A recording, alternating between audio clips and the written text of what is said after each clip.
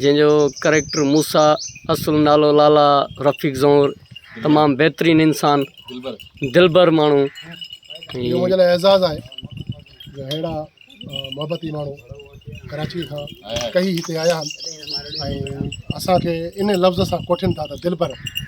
छा आहे त असुल में हक़ीक़त इहा आहे त दिलि असांजी हिननि खे खटी आहे।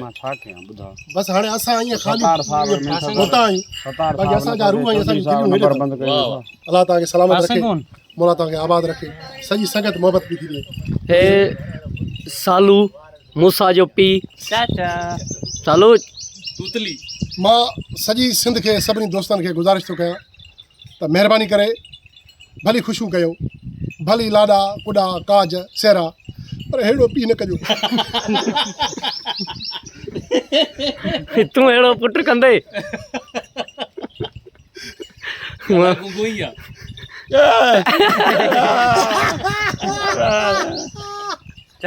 दादी लफ़्ज़ कोन साॻियो। हाणे ॿुधाए छा कयूं? छा थियो? चौधरी साहब जो 126 जो हिन खां फीना नंबर बंदि करे छॾियो। हाणे मां सम्झो हाणे पंहिंजो मालिक जेकॾहिं ईअं ॾिसी करे असां ऑन द सेट बीठा आहियूं। बंदि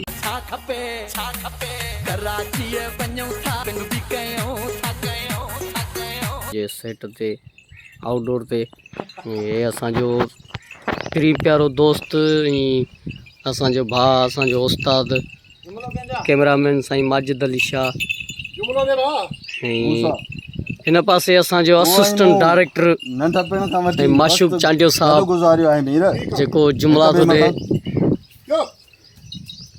हेॾां मूसा ऐं मीर जो सीन पियो हले।